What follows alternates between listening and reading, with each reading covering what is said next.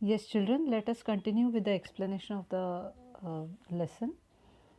We saw how he had to deposit just $56 and he wrote the check and he wanted to withdraw only $6.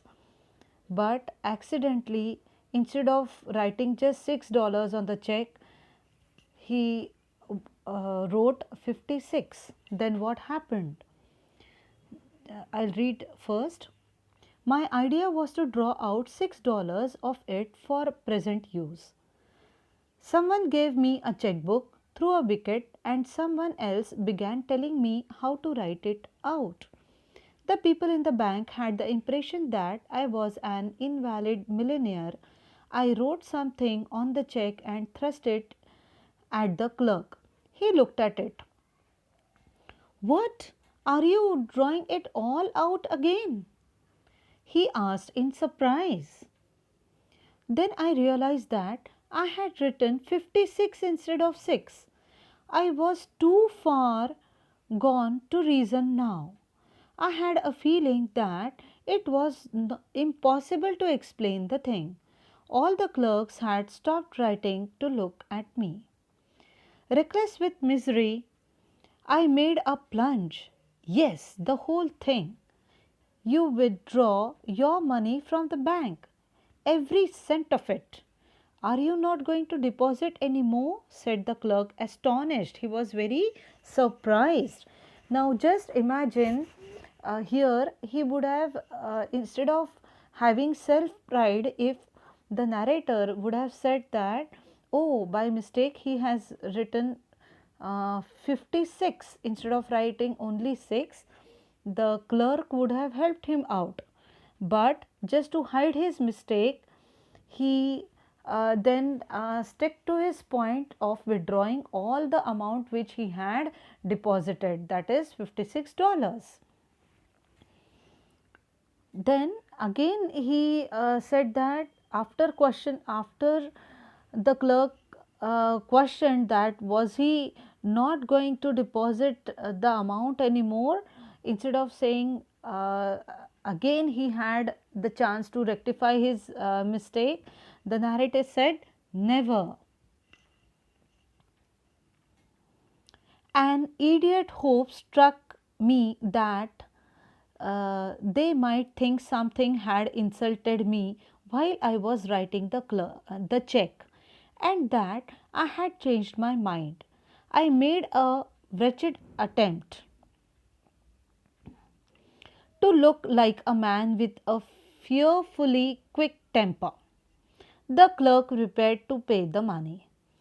How will you have it? He said. What?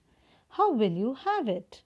Oh, I caught his meaning and answered without even trying to think. In 50s. He gave me a $50 bill. And the 6? He asked dryly. In sixes, I said. He gave it me and I rushed out. As the big doors swung behind me, I caught the echo of a roar of laughter that went up to the ceiling of the bank. Since then, I bank no more. I keep my money in cash in my trousers pocket and my savings in silver dollars in a sock. Just imagine now, children, after reading this particular part of the lesson, we come to know that uh, the things would have been very easy for the narrator if he would have accepted his mistake and learnt how to write on a checkbook.